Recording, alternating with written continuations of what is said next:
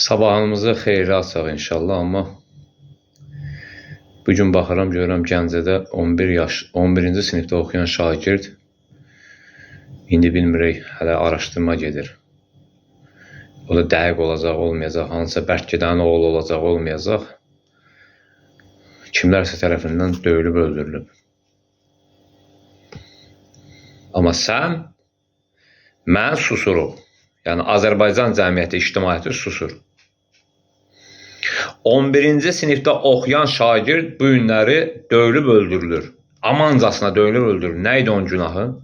Nə eləmişdi? Həyatda nə qazanmışdı?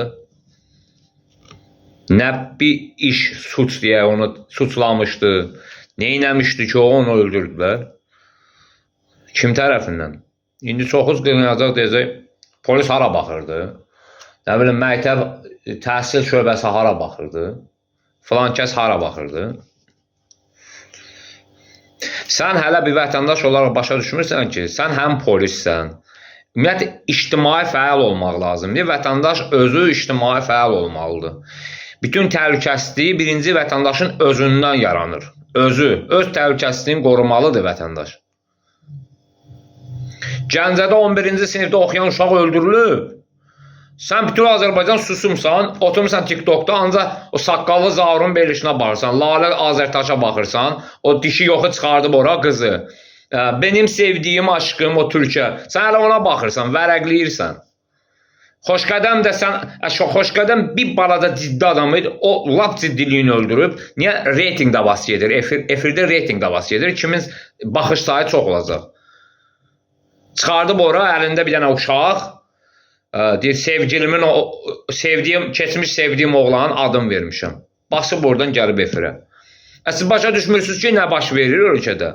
Bəs siz susanda, Xoşqədəmə dinməyəndə, Lalə Azərtaşa dinməyəndə, bu kanalizasiyaları dinməyəndə, bu günlərdə 11-ci sinifdə o təhsil alan uşaq ölməlidir də. Özə kim öldürüb? Onu nə polisi öldürmür, nə prokuroru öldürmür, nə dövlət orqanı öldürmür. Onu mən öldürmüşüm. Bilirsiniz onu. Çünki biz susuruq. Mən vaxtında deyəndə, qəzet köşələrində, ev məişət əşyaları satış yerlərində, mətbəxə uyğun olmayan kəssi alətlər.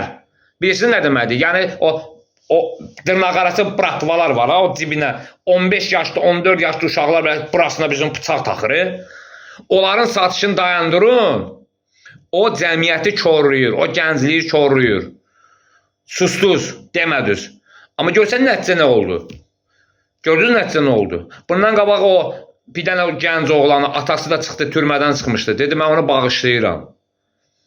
Mən ona şikayət eləmirəm də. O, həm yaşda oğlanın boğazını kəsmişdi.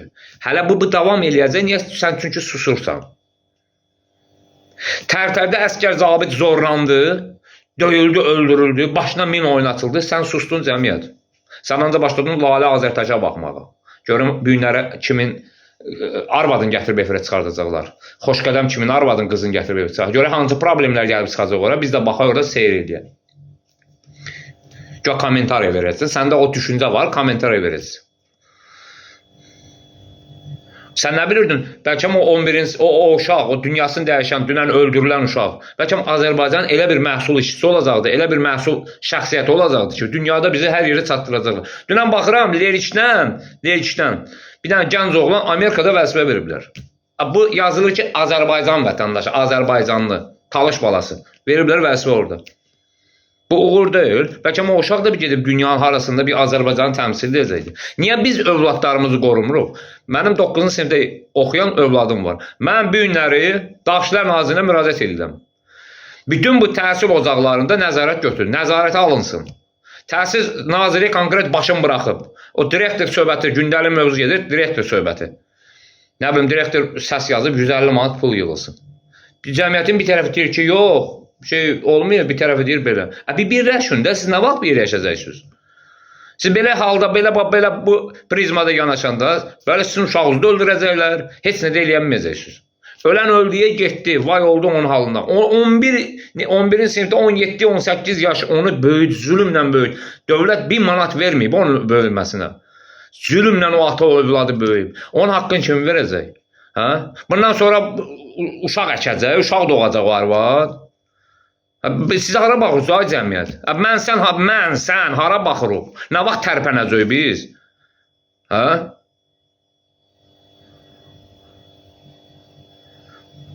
Nə qədər susacaq, bax, nə qədər susacaq, belə də olacaq. Bəs sən bir ictimai şey yarat da, bir tərpəniş yarat, nəzarətə götür. Övladların məktəbdən qayıdışı, hara getdi, bir dərnəklər açılsın, tələb qoyun, dərnəklər açılsın, avara-avara yayılmasın. Ən əsası da o bıçaq satışları var ha, bax ondan birbaşa deyirəm, o bıçaq satışlarını yığışdırın. Bütün o icra orqanları, rayon icra orqanları, bütün o bazarlarda o bıçaq satışları var ha. İminlə o mətbəxə aid olmayan kəssi alətlərdir. Bax, bunu mən sizə rəsmi deyirəm. Onların satışını kateqoriki dayandırın. Millət Varavskoy olub gedir. Varavskoylar rəhmətliklərin qəbri çatdırır orada, ürəkləri patlayır orada. Çöldəkilər adlarına bilmirəm nə ad qoyurlar. 14-15 yaşlı uşaqlar böğründə bıçaq gəzdirir. Bu kimi qorxuzur? Bu nə cəmiyyətdir? Biz hara gedib çıxırıq bundan? İndiyəcə də Kamran yenə başladı danışmağa. Mən danışmalıyam da, mən danışmayım. Niyə ölməlidir? O uşağı niyə öldürməlidirlər? Niyə öldürməlidirlər? Dövlət niyə edəcək? Gələcək, istintaq aparacaq, öldürülüb, nə qaracaq ki? Qaytaracaq o uşağı da la. Oğurluğu qaytarırlar da la. Oğrunu tutur, həbs edir, gedir. Oğurluğu qaytarmırlar ki da la. Öldürəni, ölən öldü. Öləni qaytaracaqlar da la. Sabah sənin uşağı da var da. Biz gözlürük ki, bizdə yasxanın qonşuda qurulsun, bizə gedək onunla. Sabah sənin də qapında qoyulacaq da o. Bax, qoru da bu evlatlarımızı qorumalıyıq da biz. Mən siyasətə qarışmıram. Sənə deyən var siyasətə qarış. Bu siyasət deyil. Övladı öldürürlər, amma susubsan, gözü yamılıbsan, qapını bağlayıb giribsən evə. Niyə ölməlidir axı? O uşaq niyə öldürülməlidir?